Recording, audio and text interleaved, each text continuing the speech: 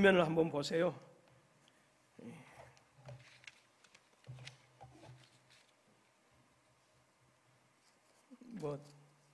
끝 마무리 지점에 여보 부부란 다 그렇고 그런 것 아니요. 좋아서 살다가 어쩔 수 없이 살다가 필요하여 살다가 불쌍해서 살다가 묻어주려고 사는 것이 아니요 라고 하는 글입니다. 어떻게 조금 뭔가 감동이 옵니까? 나는 우리 교회 군포사복교 성도님들이 감동을 모르고 사시는 것 같아서 제가 아까 일부 예배를 마치고 제 아내를 바라보면서 개심치레하게 여보 이리 와봐 그렇게 해가지고 꼭 껴안아주면서 제가 그렇게 했어요. 여보 그동안 당신이 부족하고 연약함에도 불구하고 내가 당신의 부족함을 채워준 거 감사하지. 제 아내가 어떤 것을 기대했느냐 하면 여보 내가 부족함에도 불구하고 그동안 감사해서 이것을 기대했다가 그렇게 얘기하니까 죽는다고 같이 웃었습니다. 오늘 부부주일이죠. 서로 간에 아름다운 부부의 관계를 이루어서 정말 서로 동역하는 선한 은혜가 함께 하실 수 있기를 주님의 이름으로 축원합니다. 이 시간에 오늘 주어진 본문의 말씀을 가지고요 브리스가와 아굴라 부부에 대해서 한번 우리가 묵상해 보도록 하겠습니다.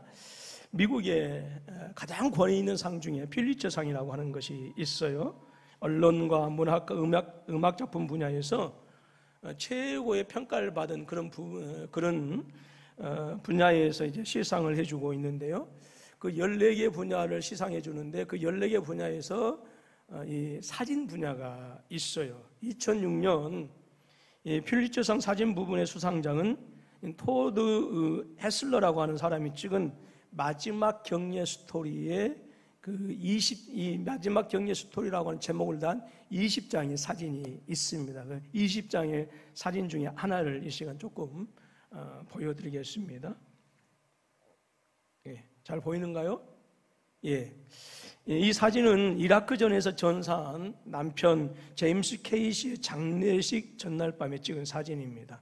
남편의 시신이 담긴 관 옆에 잠들어 있는 그 만사계 안에 캐서린 케이시의 모습을 찍은 것입니다. 남편이 생전에 좋아했던 노래를 컴퓨터로 틀어놓은 채 관 옆에 나란히 누워서 엎드려서 잠이 든 아내는 마지막 남편과 지금 함께 밤을 보내고 있습니다. 남편 제임스는 이라크로 떠나면서 아내 캐서린에게 이렇게 편지를 남깁니다. 내가 당신을 얼마나 많이 사랑하고 그리워할 것인지를 형용할 말이 없어. 당신에게 한 가지 약속할게. 나는 꼭 집에 돌아갈 거야. 나는 보호해야 할 부인과 갓난아기가 있어. 그리고 가족들은 나의 전부야. 관 옆을 보면 정복을 한 해병대원이 보이죠. 관을 지키고 서 있는데 이것은 전사한 남편이 그렇게 마지막 유언을 합니다. 내 가족을 지켜달라. 그래서 그 부탁을 들어주기 위해서 지금 정복을 한 해병대가 옆에 있습니다. 아마 사진을 배경으로 모아서 전사한 군인의 자택이 아닌가 그렇게 이제 추정됩니다만은 이제 날이 새면은 그동안 함께 살았던 남편의 시신을 떠나보내야 합니다. 떠나보내는 아쉬움에 평상시와 다름없이 남편 옆에다가 매트리스와 이불을 펴고 그 위에 2개의 베개를 나란히 놓고 누워서 잠이 들었습니다.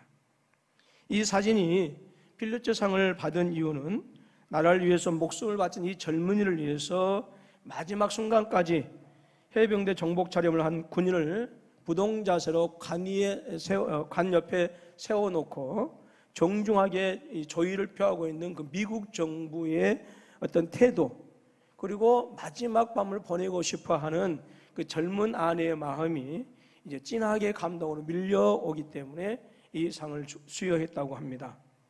어쩌면 젊은 아내는 그 마지막 시간을 남편과 함께 살았던 가장 행복했던 순간을 떠올리면서 상상의 대화를 나누다가 잠이 들었을 것입니다.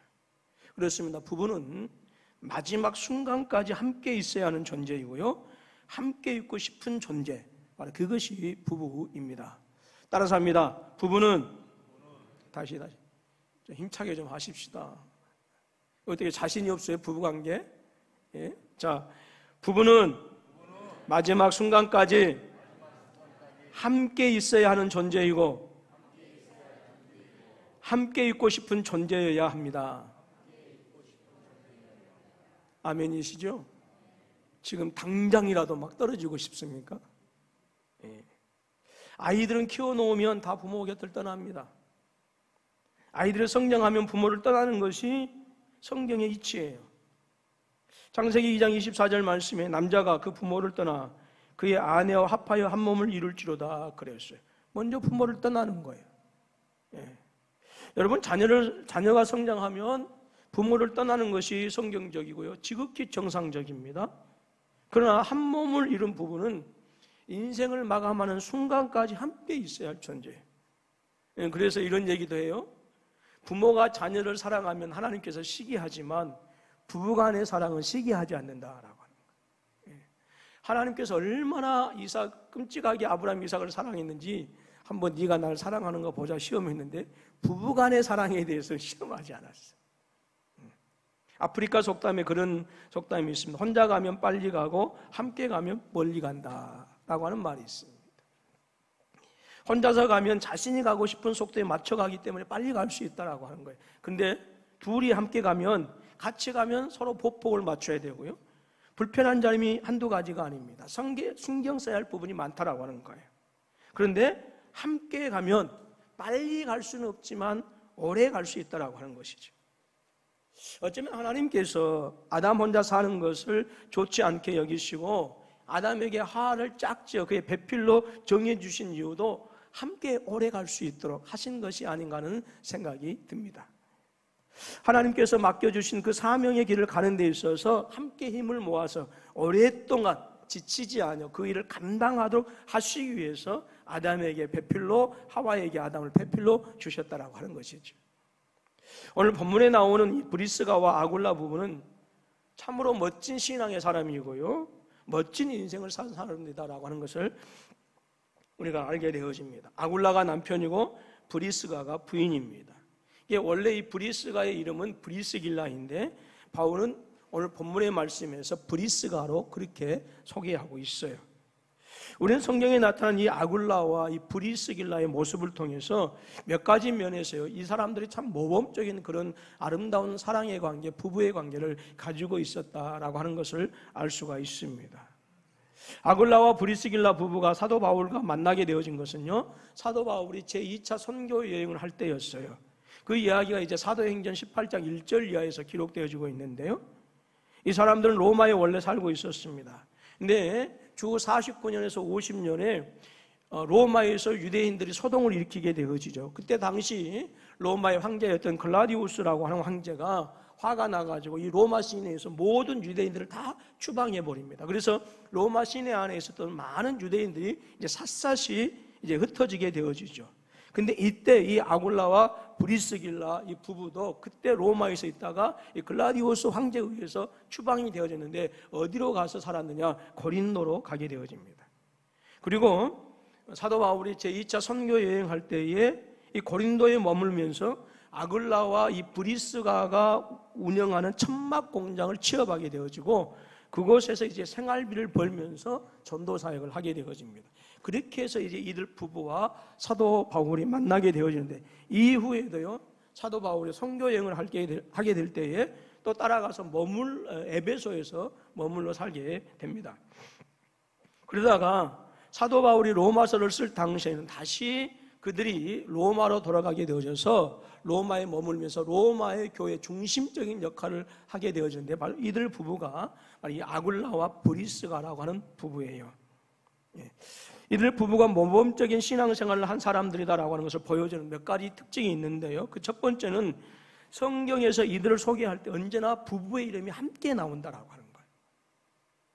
성경에서 이들 부부가 언급되어진 것은 총 6번이 나옵니다. 아까도 말씀드렸던 것처럼 사도행전 18장 2절 말씀과 그 다음에 18절 말씀, 26절 여기서 나오고요, 오늘 우리가 읽을 로마서 16장 3절 말씀, 그리고 고린도전서 16장 19절 말씀, 또 디모데후서 4장 19절에서 모두 6번 정도가 등장합니다.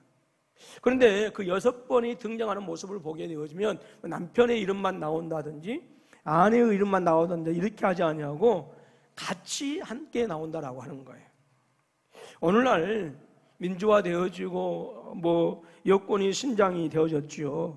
그래서 우리 사회에서도 뭐 이제 그 여성들의 어떤 이치를 무시할 수 없는 그런 수준에 이제 오르게 되었습니다만은, 그럼에도 불구하고요, 그 누군가를 소개할 때에 부부의 이름을 함께 언급하는 경우는 거의 없어요.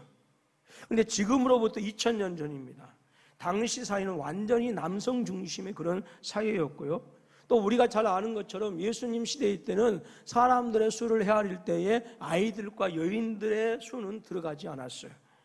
그만큼 여성이라고 하는 이 존재가 사회에서 소외되어지던 그런 시대였습니다. 그런데 성경에서는 그들 부부를 언급할 때에는 반드시 이름이 같이 기록되어져 나온다라고 하는 거예요. 우리는 중요한 사실을 알 수가 있는데요, 그것은 부부는 언제나 함께하는 존재이어야 한다라고 하는 거예요. 부부는 어떤 존재라고요? 부부는 어떤 존재라고요? 함께하는 존재여야 된다라고요. 그렇게 아굴라와 브리스길라 부부의 이름이 늘 함께 나온다라고 하는 것은 이 사람들은 어디를 가든지 간에 늘 함께 했다라고 하는 것을 말해주는 것입니다. 로마에 있을 때에도, 또 로마에서 추방되어서 고린도에 머물 때에도, 또 사도 바울을 따라서 에베소로 또 그 처소를 옮길 때에도, 그리고 오늘 본문에 등장하는 것처럼 다시 로마에 들어가서 거기에 머물 때에도, 그리고 마지막에 언급된 이 디모데후서의 기록을 보아서 바울이 로마 감옥에 갇혀 있을 때에 이 디모데 사역을 돕기 위해서 이들 부부가 이 디모데와 이제 에베소에 머물게 되어졌는데, 그때도 그들 부부는 이 디모데와 함께 했다라고 하는 것이죠. 그러니까 항상 같이 움직였고요, 항상 같이 살았어요. 여러분, 부부라고 하는 것이 그렇습니다. 같이 살아야 부부인 거예요. 같이 살면서 서로 돕는 것이 부부인 줄로 믿습니다. 하나님께서 아담과 하와를 짝지어 주실 때 그 목적이 어떤 목적이었어요? 서로 돕는 배필이 되도록 하기 위해서 배필로 허락해 주신 거예요. 즉 서로의 부족한 부분을 돕기 위해서 부부는 같이 있어야 된다라고 하는 거예요. 그래야 내가 내 아내, 내 남편을 위해서 무엇을 어떻게 도와야 하는지를 알 수가 있고요, 그의 필요를 채워줄 수가 있다라고 하는 거예요. 오늘날의 사회적인 현상을 보면서 개인적으로 안타까운 부분들이 많이 있습니다. 근데 여러 가지 많은 이유들이 있겠지만, 부부가 서로 떨어져 살아가는 부부들이 오늘 현대사회에서 너무 많다라고 하는 것이죠. 한때는 자식들 유학 보낸다고요, 그래서 기러기 남편, 기러기 가족 이런 식으로 살도 있었어요.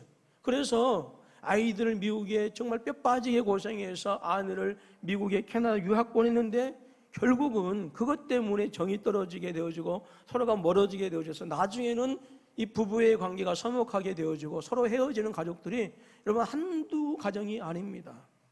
제가 전에 사역했던 이 영광에서도 거기 원자력 발전소가 있어가지고 이제 처음에는 같이 그 아파트에서 같이 회사 아파트 같이 살다가 아이들이 성장하게 되면서 자연스럽게 이제 교육의 문제가 이제 대두가 되어지게 되어져. 그래서 이제 5학년, 6학년이 되어지면 이제 이제 잠실이나 이런 데로 집을 구해서 오게 되어집니다. 그러면 처음 한 달 정도는 애들도 그러고 아내들도 그렇고, 그렇게 아빠가 영광이라고 하는 곳에서 촌에서 일을 하다가 주말에 한번 올라오면 아빠 애들도 너무너무 반가워하고 아내도 너무너무 반가워하고 이랬는데, 한 달이 되고 두 달이 지나면서 이제 아이들도 아빠가 어디라도 지 방에서 나오지도 않고 아내도 귀찮다는 듯이 이렇게 반응하니까 결국은 남편들이 집에 올라가지 못하고, 그래서 주말 되면 뭐에 빠지느냐? 술에 빠지는 거예요. 술에.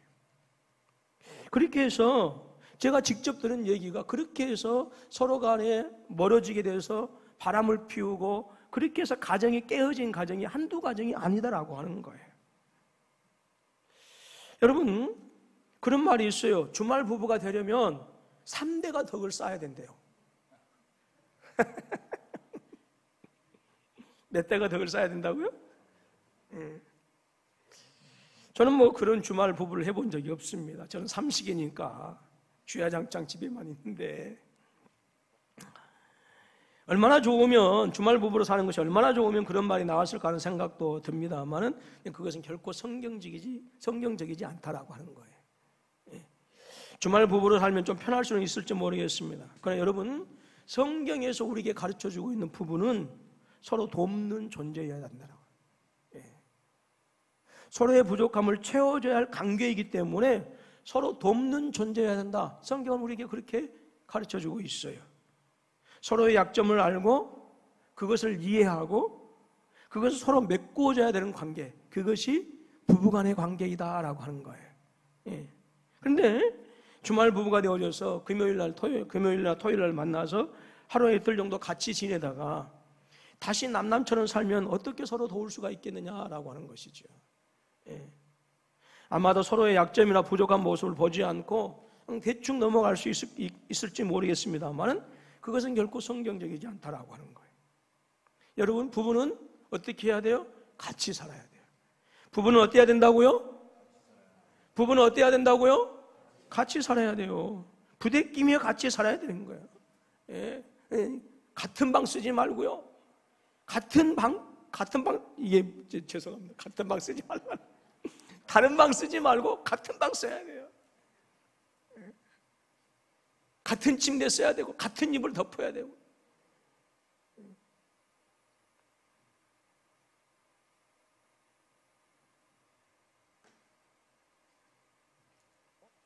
여러분, 부대끼면서 같이 살아야 돼요. 조금은 불편하더라도 같이 살면서 서로를 도와줘야 되는 게 부부예요. 왜 아멘이 없어요? 그렇게 지금 못 살고 계세요. 여러분, 서로가 온전한 인격을 갖춘 사람이 되어질 수 있도록, 서로가 온전한 신앙의 사람으로 성장할 수 있도록 서로가 서로를 도와줘야 된다, 그 말이에요. 그것이 하나님께서 우리를 부부로 만나게 하신 이유예요. 오늘 본문에 나오는 아굴라와 브리스길라 부부는 참으로 멋진 부부였습니다. 근데 또 한 가지 이유, 그들이 아름다운 부부였다라고 하는 또 하나의 이유는 그들의 이름이 언급되는 순서에서 찾아볼 수가 있는데요. 말씀드렸던 것처럼 6군데가 나옵니다.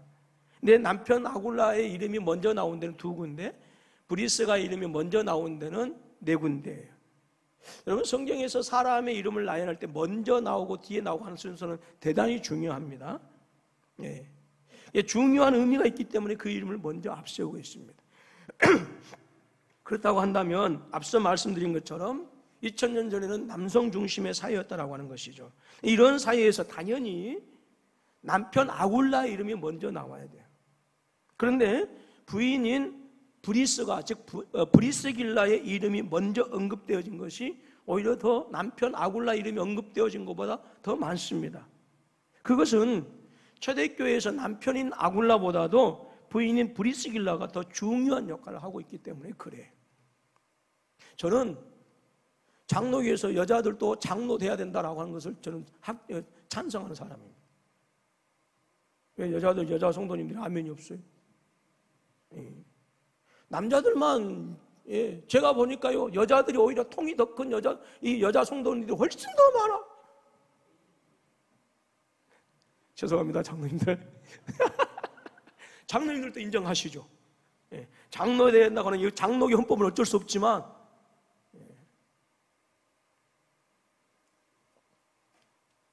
근데 성경에서도 보게 되어지면요, 특별히 신약 성경을 보게 되어지면 여자들이 훨씬 더 중요한 역할들을 많이 했어요. 물론 사도들도 계시지만. 근데 오늘 본문에서도 보게 되어지면 부인인 그 브리스가의 이름이 더 먼저 언급이 되어지고 있습니다. 이것은 당시 로마 교회에서 이 부인인 브리스가의 역할이 남편 아굴라의 역할보다 더 중요했다라고 하는 것을 알게 합니다. 그래서 성경학자들은 남편보다는 부인인 브리스길라가 사역에서 더 열심히 했고 더 적극적이었다라고 그렇게 설명을 하고 있어요. 특별히 로버트슨이라고 하는 성경학자는요, 브리스길라는 로마의 귀족이었을 것이라고 주장합니다. 또 남편인 아굴라는 본도 출신의 유대인인데 그가 로마에 살았던 이유는 아마도 노예였기 때문이 아닌가 그렇게 주장을 하고 있어요. 그래서 노예였던 아굴라가 이 브리스가의 집안에서 생활을 하는데 너무나도 그 신실한 모습, 성실한 모습을 보고 브리스가가 이 아굴라를 자신의 남편으로 맞이했을 것이다 라고 그렇게 얘기합니다. 그런 추론이 맞다고 한다면 아굴라보다도 브리스길라가 훨씬 더 사회적인 신분이 높았고요, 뿐만 아니라 더 많이 배웠기 때문에 남편을 리드할 수 있었다라고 하는 것이죠. 근데 중요한 것은 아내인 브리스길라가 사회적으로 귀족 출신이고 많이 배웠다가 할지라도, 그리고 교회에서도 더 적극적으로 중요한 역할을 했다 손 치더라도 결코 남편을 무시하거나 업신여기지 않았다라고 하는 거예요. 여러분, 이런 말이 있어요. 남자는 자존심을 먹고 살고 여자는 무엇을 먹고 산다? 어떻게 아셔? 예, 남자는 자존심을 먹고 살고 여자는 사랑을 먹고 사신답니다. 예. 여러분, 그래서 남자는 자존심을 목숨만큼 중요하게 생각해요. 예. 그래서 아내 앞에서는 전혀 주눅들지 않는 모습을 보여주려고 애를 쓰는 거예요. 그래서 저 같은 경우도 어쩔 때는 아내의 말이 100번 맞아. 그런데도 자존심을 굽히기 시작하고 네가 해! 그래요. 목사님 설교할 때 이렇게 좀 해주셨으면 쓰겠어요. 좀 그리고 제 아내는 직접적으로 얘기 않고 알아듣도록 간접적으로 얘기합니다. 제가 무슨 말인지 저런 마누라가 설교에 불만이 많구나 알죠. 그러다가 이제 제가 조금 더 많고 네가 해, 네가 이렇게 하죠. 왜? 자존심 때문에, 그 한량한 자존심 때문에.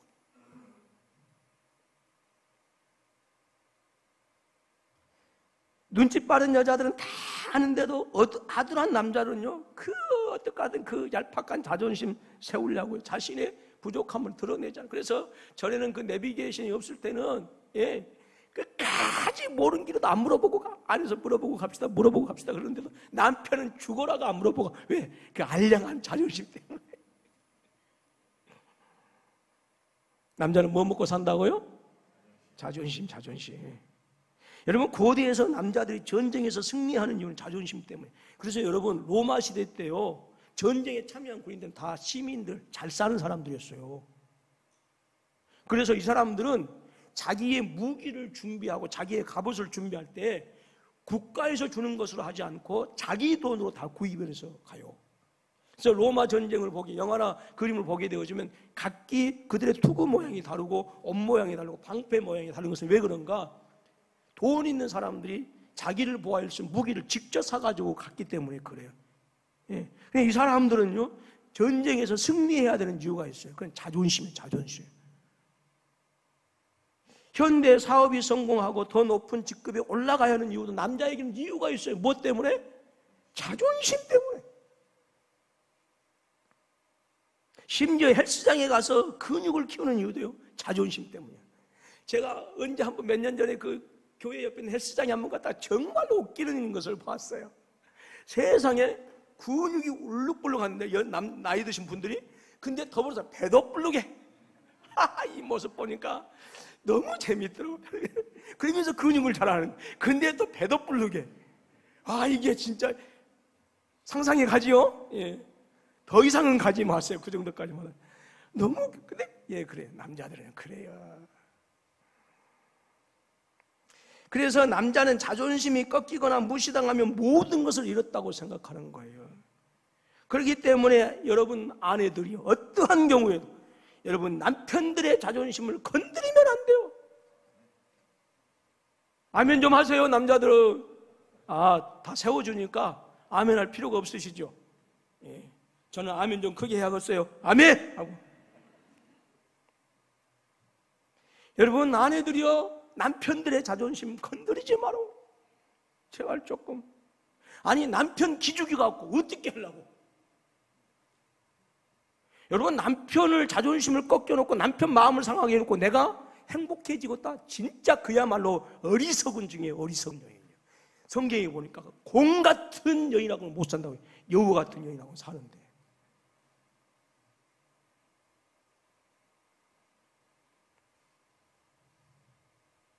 그러니까 다시 한번 부탁드릴게. 아내들이요, 남편 자존심 꺾이지 말아요. 꺾지 말아요. 남자들의 자존심을 건드리면 남자들이 어떻게 할 줄 몰라. 큰일 나요.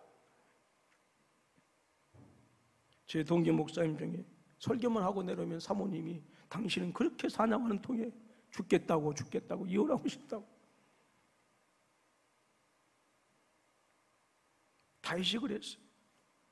다윗이 다윗성을 건축하고 편안히 생활할 때 하나님의 언약궤를 돌아보니까 너무 초라한 곳에 있었어요. 그래서 그 언약궤를 자기 성으로 모셔야겠다고 생각합니다. 첫 번째 시도는 실패하게 되어지죠. 두 번째 시도에 성공하게 되어집니다. 다윗성으로 들어올 때 너무 다윗이 기뻐서 춤을 춥니다. 근데 사울왕의 딸 공주이지요, 미갈이 그 다윗을 보면서 그렇게 얘기합니다. 오늘 왕께서 하신 것은 천박하기 그지없는 것이고 정신 나간 사람들이 하는 짓에 불과합니다. 무슨 말이야? 자기는 왕의 딸이고 공주 출신이고 다윗은 시골 출신 목동이다라고 하는 것을 암시적으로 드러낸 것이고, 그래서 다윗을 향해서 뭐라고 하냐면 촌놈 출신이다라고 이렇게 비웃은 거예요. 다윗의 자존심을 짓밟아버린 것입니다. 결과 어떻게 되어졌습니까? 자존심이 짓밟힌 다윗이 아내 미갈을 멀리하게 되어지죠. 그래서 사무엘하 6장 23절 말씀 보니까 미갈이 죽는 날까지 자식이 없었더라 그랬어요. 하나님의 언약궤가 들어온 것에 대한 그러한 그것을 다윗의 모습을 보고 업수히 여겼던 것에 대한 하나님의 징벌이기도 했지만, 다른 한편에 보게 되어지면 다윗이 아내 미갈과 평생 동안 잠자리를 함께 하지 않았다라고 하는 거예요. 여러분, 아내와 잠자리를 하지 않았다라고 하는 말은 더 이상 아내를 아내로 여기지 않았다라고 하는 거예요. 자존심이 짓밟힐 대로 짓밟혀버린 이 다윗이 미갈에게 할 수 있는 그런 복수였어요. 아내 여러분, 우리의 남편이 약한 것처럼 보일지라도 결코 자존심 상하면 안 되는 거예요. 예? 하나님께서 나에게 먼저 신앙을 주신 것은 신앙심이 부족한 남편을 잘 도와서 좋은 하나님의 동역자로 세우라고 하는 내게 주신 사명이에요. 사명. 신앙적인 면에서만 그런 게 아닙니다. 지금 제가 남편을 자존심 꺾지 말라고 남편에 대해서만 얘기하니까요, 우리 여자 성도님들 지금 눈초리가 안 좋아. 지금 걱정 말아요. 아내에 대해서도 얘기해. 제가 조금 돈을 적게 벌어와도요, 남들처럼 범듯한 직장을 가지지 못했어도요, 누군가가 비교해서 또 부족한 것이 많다 할지라도 결코 여러분의 남편은 업신여길 대상이 아니다. 남편 자존심을 꺾고 남편을 무시하는 행동은요, 자해행위예요. 자해행위. 무슨 행위라고요? 자해행위. 자기 자살이나 마찬가지예요. 그게. 예. 그것처럼 어리석은 게 없어요. 예. 여러분, 남편과 아내가 서로 왜 네가 내가 해야 돼요? 여보라고 하는 좋은 단어가 있는데, 달링이라고 하는 그렇게 좋은 단어, 오빠라고 하는 너무너무 좋은 단어가 있는데 왜 네가 내가 해야 되냐고. 네가 일부 예배 때 참석했던 문다현 집사님 전화하는 거 들어보세요. 억울하죠. 오빠 못 듣겠어. 왜 그 아름다운 관계를 맺어갈 수 있음에도 불구하고 네가 내가 해가지고 서로에게 상처가 주고 자존심을 밟아버리냐 그 말이에요. 여러분의 남편을 자존심을 긋고 여러분의 남편의 마음을 상하게 해서 내가 행복할 수 있다 그렇게 생각하면 성경에서 얘기한 것처럼 곰처럼 미련한 여인이다 그 말입니다. 여러분, 앞으로 행복하게 남은 생에 살려면요, 아내들이요, 남편 자존심 기 세워주시기를 주님의 이름으로 축원합니다. 예. 남편들 좋지요? 제가 언제 가서 1년에 한 번 이런 설교하지? 예. 그래서 그런 부족한 것을 내가 도와서 채워줘야 하고 그를 세워줘야 하고, 부족한 남편이지만 그 남편을 자꾸만 앞장 세워야 되는 거예요. 그것이 돕는 배필로서 아내가 해야 될 일이에요. 어디 아내만 그런 일, 이제 아내 차례입니다. 남편들이요, 잘 들으세요. 예. 남편들도 아내의 부족함 때문에 아내의 자존심을 상하게 해서는 안 돼요. 예. 아내에게 부족한 점이 보인다고 한다면 그것은 남편들이 채워줘야 할 부분이고요. 남편들이요, 아멘 좀 하십시오. 아니, 우리 장로님만이 하시네. 여러분, 아내에게 부족한 점이 보인다고 한다면 오랫동안 기도하고 노력해도 여전히 부족한 부분이 보인다면 더 많이 수고하고 더 많이 노력해서 그 부족한 부분들을 채워줘야 된다 그 말이에요. 남편들이요, 아멘이시죠? 예. 부부는 왜 그래요? 서로 돕는 배필이기 때문에 그래요. 예. 아굴라와 브리스길라 부부는 서로가 서로를 높여주는 그런 사람들이었어요. 로버트 신이라고 하는 성경학자가 추론한 것처럼 아굴라가 정말로 노예 출신이고 브리스길라가 귀족 출신이었다고 한다면 아마 브리스길라는 남편 아굴라를 위해서 엄청나게 많은 노력을 기울였을 것입니다. 그래서 오늘 본문에서는 이 브리스가라고 하는 아내뿐만 아니라 아굴라도 사도 바울의 동역자라고 이렇게 소개되어지고 있어요. 사도 바울의 동역자가 될 정도로 아내 브리스길라는 남편을 세워주었다. 오늘 본문에서 이들 부부를 동역자라고 표현했습니다. 그것에 주의해 보십시오. 그렇게 늘 함께하면서 서로를 도와주었던 이 아굴라와 브리스길라 부부를 향해서 사도 바울은 그렇게 얘기합니다. 그리스도 예수 안에서 나의 동역자들이라고 하죠. 이런 동역자라고 하는 말은 함께 일하는 사람만을 얘기하지 않습니다. 같은 사역을 위해서 협력하는 사람, 뒤에서 묵묵히 후원하고 원조해주는 사람, 누군가가 열심히 사역할 수 있도록 격려하고 이를 촉진시켜주는 모든 것들을 포함한 것이 이 동역자예요. 사도 바울은 자신의 선교 사역에서 자신을 도와주었던 사람들을 향해서 동역자라고 표현하고 있고요. 이 아굴라와 브리스길라 부부도 바로 그런 사람들이었다라고 하는 거예요. 근데 오늘 본문에서 그들을 향해서 동역자들이라고 복수형으로 표현하고 있어요. 이 말은 아굴라나 브리스길라 어느 한 사람만 동역자가 아니라 두 사람 모두 사도 바울을 돕는 아주 훌륭한 탁월한 동역자들이었다라고 하는 것이죠. 한 사람만 믿음이 좋아서 열심을 낸 것이 아니라 두 사람 모두 하나님의 사역을 위해서 사도 바울을 기꺼이 도와주었던 그런 사람들이었고요. 둘을 떼어놓고 보아도 좋은 동역자였고 부부를 함께 생각해도 좋은 동역자였다라고 하는 거예요. 말씀드린 것처럼 처음 시작이나 지금까지 교회에서 보여주고 있는 모습은 남편인 아굴라보다도 아내인 브리스길라가 더 적극적이고 중심적인 사역자다라고 하는 것은 분명한 사실이에요.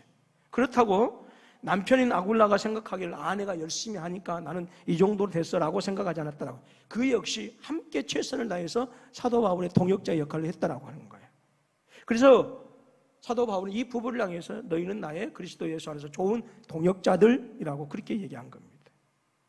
이 얼마나 그들이 좋은 동역자였는가 오늘 본문 4절로 5절 말씀 보면 알 수가 있는데요.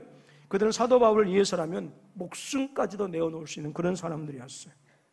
사도 바울 개인을 위해서가 아니라 3절에서 그리스도 예수 안에서 나의 동역자들이라고 표현한 것처럼 주님의 사역을 감당하는 데 있어서 사도 바울을 돕기 위해서는요 자신의 생명까지도 기꺼이 내어놓을 그런 사람들. 저는 가감히 여러분들에게 그렇게 얘기하고 싶습니다. 여러분들 홍강문 목사의 사역을 위해서는요 어느 정도 눈치를 봐서 어느 정도 내가 이 홍강문 목사님을 도우면 성도들한테 눈치를 봐서 욕먹겠다 안 먹겠다 비난하면 이 정도가 되어서는 안 돼요.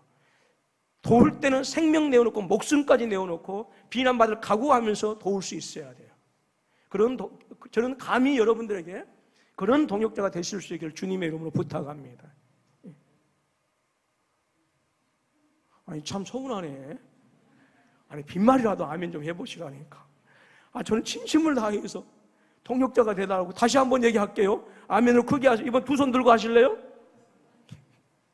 여러분 담임 목회자의 좋은 동역자가 되실 수 있기를 주님의 이름으로 축원합니다.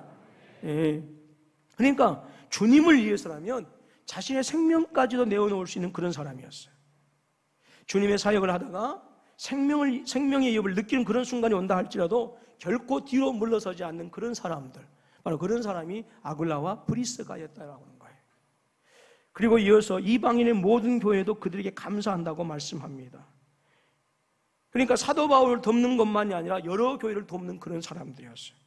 구체적으로 어떻게 누구를 도왔느냐라고 하는 것이 나와 있지 않지만 당시에 이방에 흩어져 있는 모든 교회들은 이 브리스가와 아굴라에 대해 대단히 감사했던 것을 알 수가 있습니다. 힘들 때 도움을 주고 용기를 주고 힘을 줬기 때문에 그래요. 여러분 이 코로나19 때문에 세상이 힘들어하고 세상 성도들이 힘들어할 때에 서로에게 위로의 말, 격려의 말, 그래서 서로에게 도움을 주실 수 있는 힘을 주고 격려하는 그런 성도가 되실 수 있기를 주님의 이름으로 축원합니다. 뿐만 아니라 이 사람들은 자기들의 집을 교회의 집회 장소로 내어놓았어요. 성경학자 라이트풋에 의하면 적어도 주 3세기 이전에는요 로마 제국에 있는 모든 영토에 있는 모든 그 교회들은요, 우리 교회처럼 특별한 어떤 예배당을 지어서 예배를 드린 것이 아니라 개인의 집에서 예배를 드렸다라고 하는 거예요. 근데 브리스가와 아굴라 부부도 그런 사람이었어요. 여러분, 자기의 집을 교회의 집회 장소로 사용한다? 여러분, 결코 이것은 쉬운 일이 아닙니다. 두 가지 이유인데요. 첫 번째는 자기 집을 집회 장소로 이용하도록 개방한다라고 하는 것은요, 여간 귀찮은 일이 아니에요. 주일에 한 번만 예배 드리는 것이 아니라 수시로 모여서 예배합니다. 또 예배하기 위해서는 성도의 교제를 나눌 수 있도록 먹을 것도 준비해요. 제가 어릴 때부터 우리 어머니 아버지가 늘 구역 예배가 되어지면 아침부터 청소를 하셔요. 오늘 목사님 오시니까, 오늘 담임 전도사님 오시니까 성도, 그리고 먹을 것도 미리 시장에 가서 봐오고 준비하고 하는 것을 저는 어릴 때부터 보고 자랐습니다. 그런 일들이 초대교회 때 있었다라고 하는 것이죠. 또 초대교회 때는 예배를 드릴 때마다 성찬식을 행했습니다. 이 성찬식 행하는 게 보통 이게 힘든 게 아닙니다. 특별히 초대교회 때는요, 기독교가 핍박받는 이유가 있어서 그 중에 하나가 이 성찬식에 대한 오해입니다. 이는 내 뼈, 이는 내 피요, 또 너희를 위하여 흘리는 피니라, 또 너희를 위하여 뭐 이렇게 하면서 했기 때문에 어떤 오해가 있었냐면, 기독교인들은 그게 뭐죠? 그 인육을 즐겨한다 라고 하는 오해가 있어가지고 반인륜적인 단체다라고 해서 핍박을 받는 이유가 되어지기도 했습니다.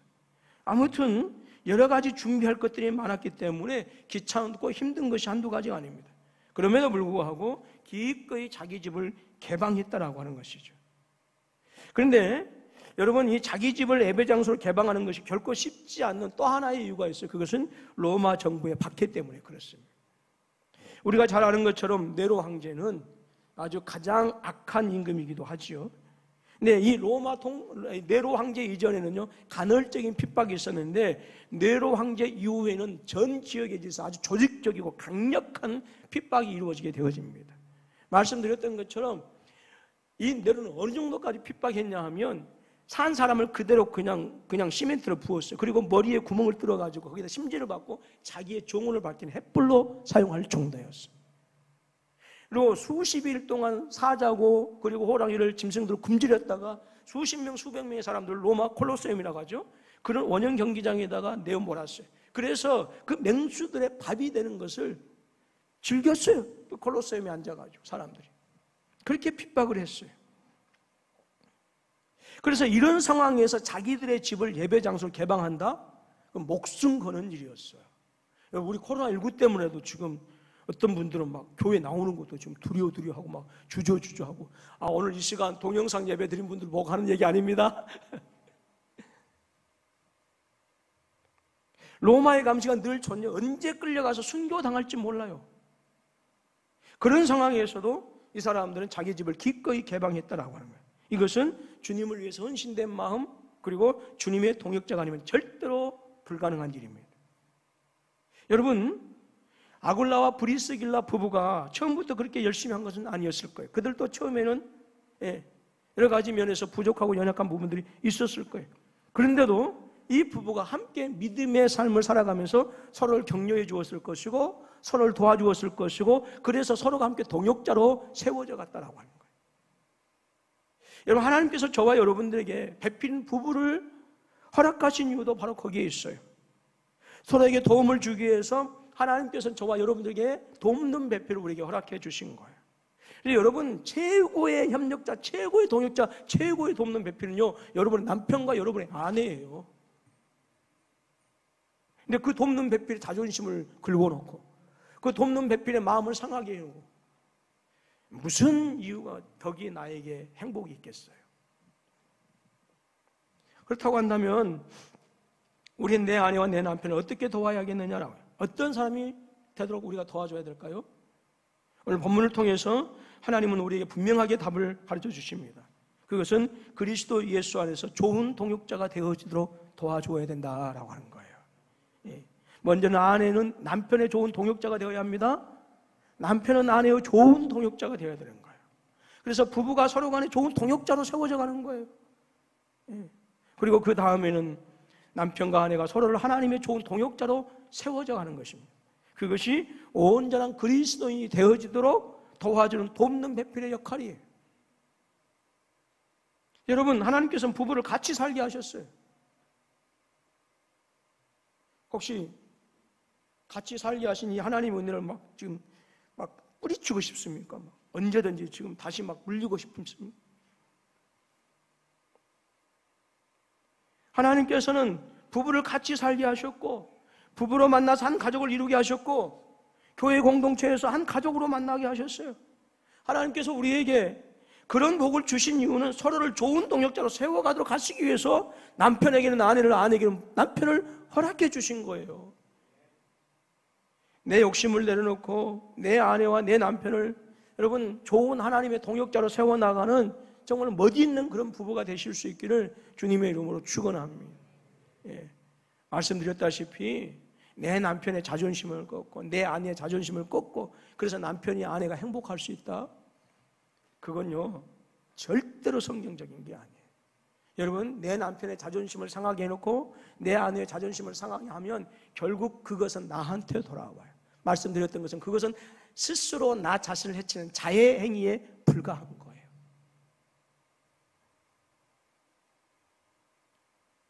우리가 하나님의 좋은 동역자로 세워나가는 것, 그것이 하나님께서 우리에게 거는 기대인 줄로 믿습니다.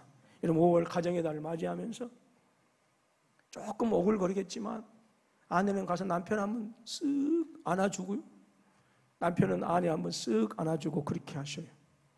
교회 왔더니 별걸 다 가르치네 그러지 마시고 손 잡아주든지, 그것도 안 되면 손이라도 잡아줘. 그것도 안 되면 뽀뽀라도 해야지 어떻게 하겠어요. 여러분 5월은 가정의 달이에요. 우리 가정의 부부관계는 아름다운 부부관계인가를 맺고, 그렇다고 한다면 아름다운 부부관계라고 한다면 그 아름다움을 더 잘 유지할 수 있도록 더 힘쓰시고, 혹시라도 서로가 상처 주는 관계라고 한다면 그 이유가 무엇인지를 서로 간에 다 털어내놓고, 그래서 서로를 세워주는, 그래서 하나님 앞에 섰을 때는 정말 아름다운 부부로 다시 한번 세워질 수 있기를 주님의 이름으로 축원합니다. 기도하겠습니다.